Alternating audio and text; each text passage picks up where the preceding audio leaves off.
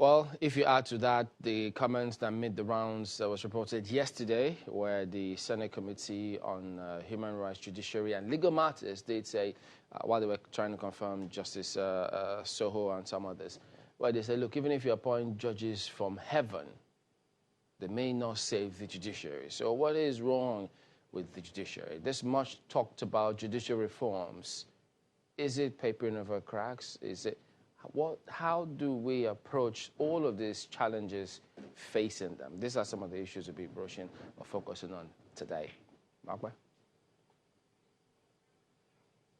Yes, indeed, Chamberlain, thank you so much. We have with us this morning Chukwuma Machukume, who is a senior advocate of Nigeria and a former Attorney General in Imo State.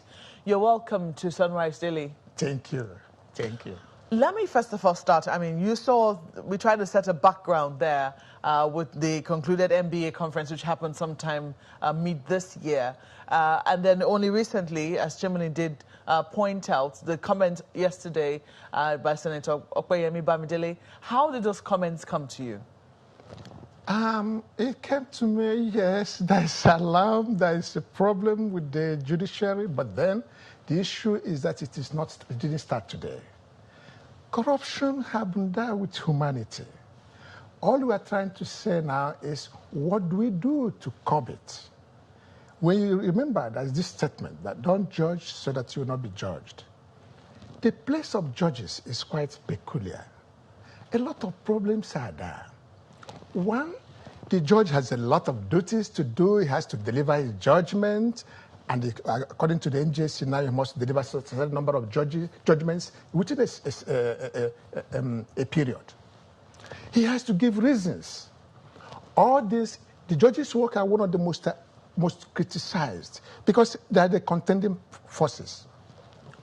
So whether there is corruption or not, because there is conflicting problem, people must criticize. But then, coming to what the Senate panel said yesterday, that even if sense came, it comes from heaven. If a sense comes from heaven, the judiciary will not be saved. I think that statement seems to be taken out of proportion. It's not the same thing that there are not good judges in Nigeria. There are not incorruptible judges in Nigeria. There are many. All we have is Judas. What we have is some Judas in the system. But to say that across the board all judges are corrupt is wrong. No, I think the point the senator was trying to make was more along the lines of poor remuneration and the fact that it would take, even if you brought saints, it would be very difficult for them not to be tempted, especially when you look at, just how poorly paid judges are. I think that's the point he was trying to make, because he went on to say something about judges making decisions based solely on their integrity. How do you receive that? Yes, I mean, you were Attorney General in your state. Very well. Would you say that while you were there, the judges were fairly treated or fairly compensated in such a way that if temptations ever came, you could accuse the judge of being greedy, not because he or she had needs to meet? Yes. Certainly, the judges' pay is something else now to talk about. Not good. But then, let us not rush into this issue of solving every Nigerian problem with money. Yes, the judges' pay is remuneration is very poor. But then, in the midst of that's low pay, there are still good judges incorruptible judges. So, the issue is, how do we find out what enables corruption to seep into the judicial system? Mm-hmm. Because when you find out that most of the people that steal billions are not the poorest in the society. They're not the poorest. So equating poor pay as the only solution to the judicial problem, to the corruption in the judiciary system, is wrong. One, even if you pay billions, when a mindset is there to pervert cause of justice, it will still be there. I give you an example. There are two kinds of corruption that is going on now. One is the one that has to do with pecuniary interest. Pecuniary interest, of which the system has taken good care of that. Take you to the NJC, petition is filed, you take it to NJC, and then the decision is made, you are dismissed. But then, what about institutional corruption? What do you mean by institutional corruption? The system where, not for purposes of money, pecuniary interest, not for purposes of inducement, but what a system called interest group, where judges tie themselves to the interests of people in administration, leaving the constitutionalism, the rule of law, the electoral democracy that are expected of them, not because of monetary inducement, but because there is this tie to the apron of the people in administration. When what happened in Kenya happened, it was not because they were well paid. When Chief Justice David Jaraga gave a decision, the Supreme Court of Kenya gave a decision setting aside the presidential election in Kenya. What happened in Ghana in 2008 when the Chief Justice, when National Democratic Party, a ruling party, filed a motion when they saw that the election result trickling in is not in their favor, they filed a motion asking that the election be stopped. What did the Supreme Court did? They said, no, you can't file a motion ex parte in a matter of this nature. Put them on notice. Unfortunately, they put them on notice. Before they could come back for the motion to be moved, election had been declared and the opposition took over. These are for the good of the general people, of the general good. These are the good of the general people. When we bring our corruption system only on issue of pay, no, that is wrong.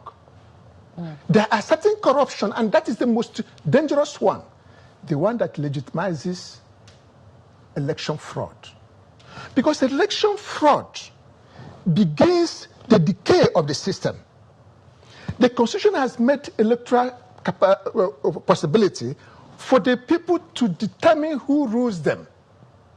When a judicial system is done in such a way that it negates that very thing, and a wrong person is left in office, how do the system progress?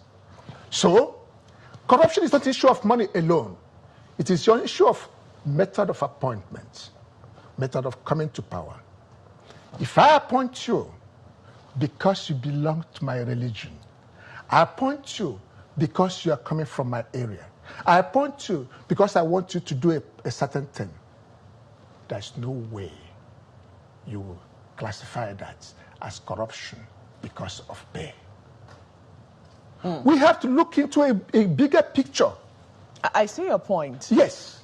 So far, so good. I remember that, you know, in the early days of the Buhari administration, and I don't mean the second term, in the very first term, we heard the president talk about how the judiciary was his headache.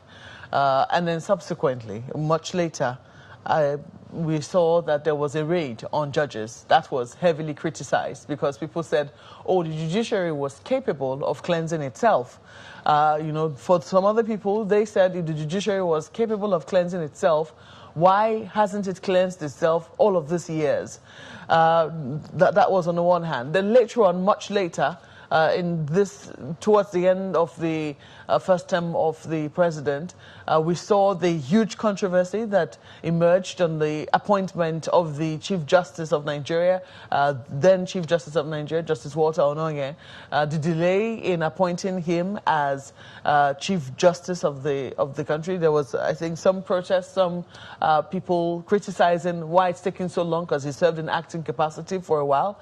And then shortly after he was appointed, not too long after, we saw how there was also a case of non-declaration of assets brought against him. It was not corruption.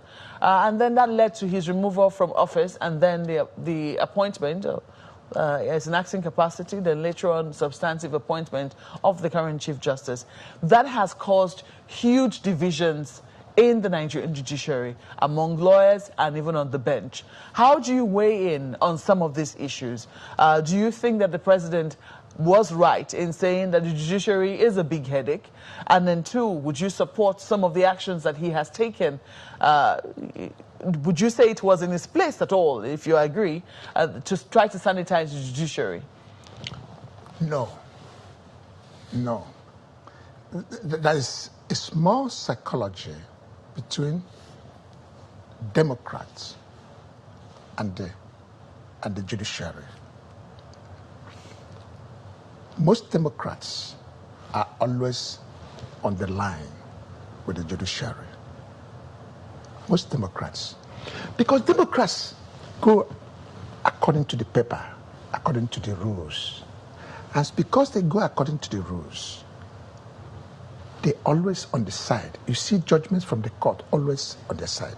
I want to give a small example. Take, for instance, during the tenure of Obasanjo and General Obasanjo and Atiku. Atiku had 9 cases.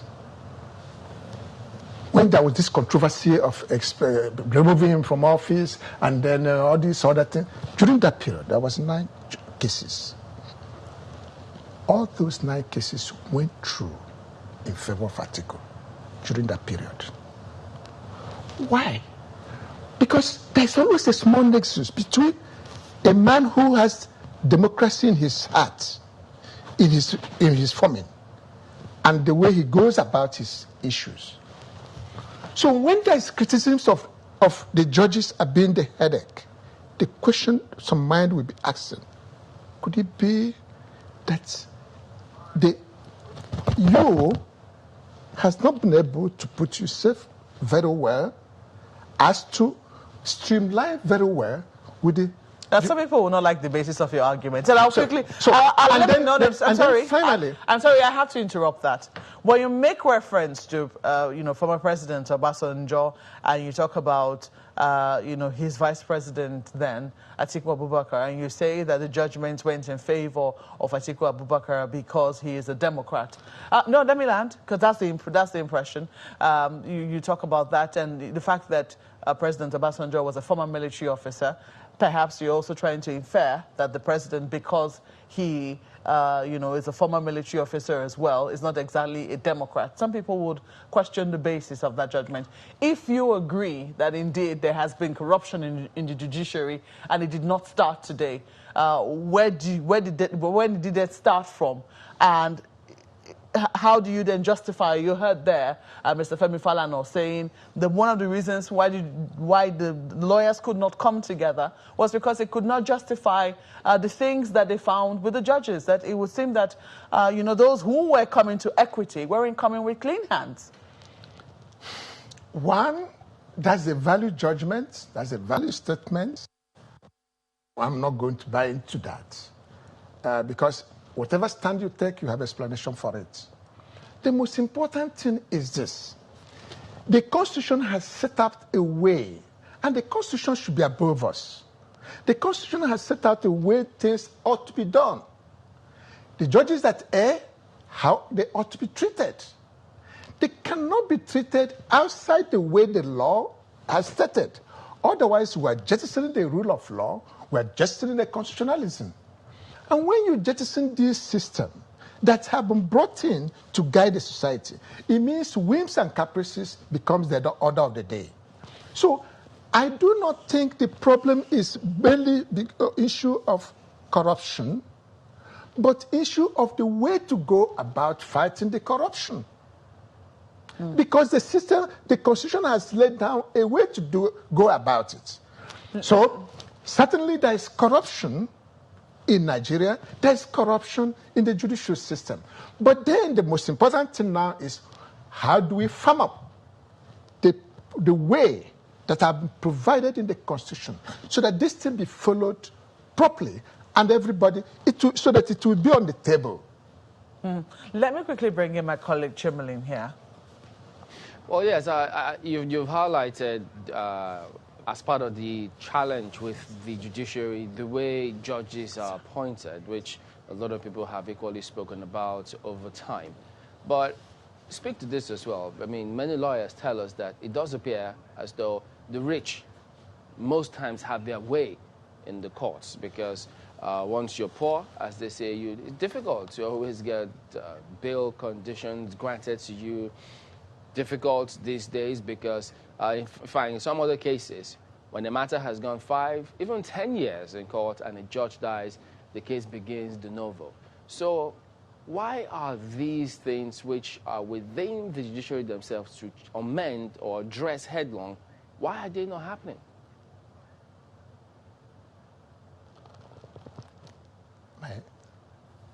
Can you hear me? Yes, please go Yes.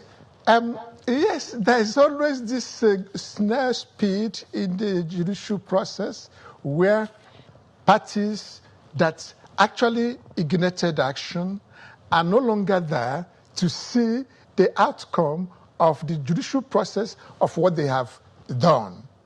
It's quite unfortunate.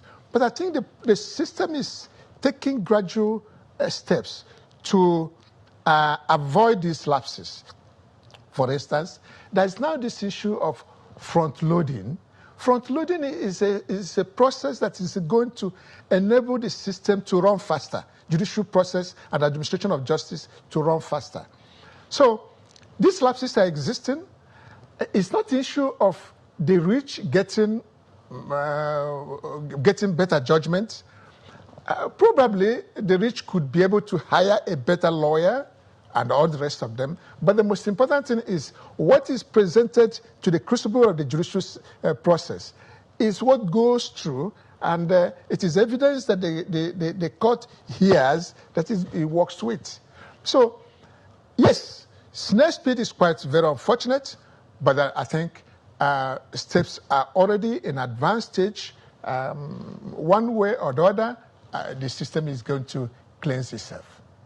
But let me take you up on this one thing. I remember the former CJN, Justice Walter Onore, at an address once listed some of the cases that the Supreme Court took on and categorized them into political, civil, and criminal.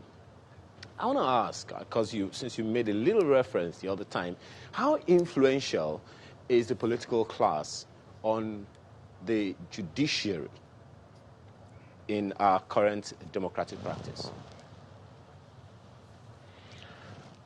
I wouldn't think there's a possibility of those overt influences on the judiciary, no. But then, you also appreciate that there is an issue of corruption. Corruption comes in on different phases. If there is issue of pecuniary interest, if there is issue of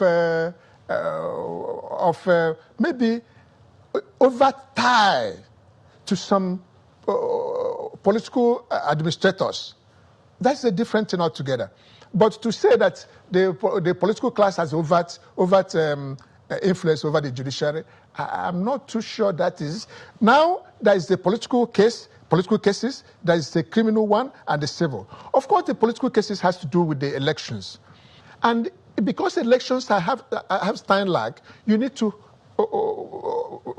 facilitate and hasten up the process so that whoever is going to be in office is known. Civil one, just the normal one we have always been having. Criminal has always been given greater attention because the man is in detention. So these three classes have different approaches because of the nature of what they are all about. Okay, let me also ask you this one, because many people, just as Chamberlain alluded to the other earlier at the beginning of this conversation, that we've been talking a lot about judicial reforms in Nigeria, and it would look like not much really has been done. Judges still writing longhand and all of that. But I remember that between 1999 and 2005, Lagos State government carried out some huge, judicial reforms that saw to automation of the system and so many other radical things, reducing the number of days that judges have to dwell on a case has to stay in a particular court, and the fact that the cases can be automated to whatever judge is available per time. What are the challenges that the judiciary needs to tackle head-on now within itself, and how soon do you think we need to do that so that cases can be dealt with expeditiously? Yes, that's where I buy into what the Senate Committee on Judiciary and Human Rights made, the point they made yesterday, intervention fund. For us to go into the new system, capacity to avoid longhand writing and all that, there's need for fund. But there is need for this fund when it comes to be properly used. So once this issue, because the Constitution has made it clear that the judiciary should have what we call first-line charge immediately the budget is approved. The fund goes to them. Some state governments have not been able to comply with this, have not complied with this. You see the judges, the chief judge, going cap in hand, begging the governor for a trip, begging the governor for treatment of a judge. That's not how it's supposed to be. The independence of the judiciary should also come with that constitutional provision of first-line charge. Immediately the budget of the judiciary is approved, the fund goes straight to them. And so that they will be able to meet up with some of these financial demands that need to make them independent. When we continue to make the chief judge to go begging from the executive, it immediately curbs the independence of the judiciary. And so these are one of the factors that have been inhibiting our judicial process and making it quite very slow, or quite a little bit, people still see it as they are still cap in hand, begging, and whoever pays the piper determines the tune. Is there anything you're saying on the inside right now that is giving you hope that things are changing for the better in the judiciary? The judges are becoming more and more worried. They are making sure that their independence is granted, and nobody would also want not to be independent. So there is a lot of hope, but I think there is need to, first of all, look into the psychology. There is need for us to encourage the judges to work on the psychology of the independence. Not believing that when you favor the man in administration now, that the country has benefited from that. There's need to differentiate between the corporate need of the people, the nation, the constitutionalism, the constitutional democracy that we are having. There's need to give more allegiance. There's need to have more let us find more constituency on the constitutionalism, on the rule of law, than the man in office.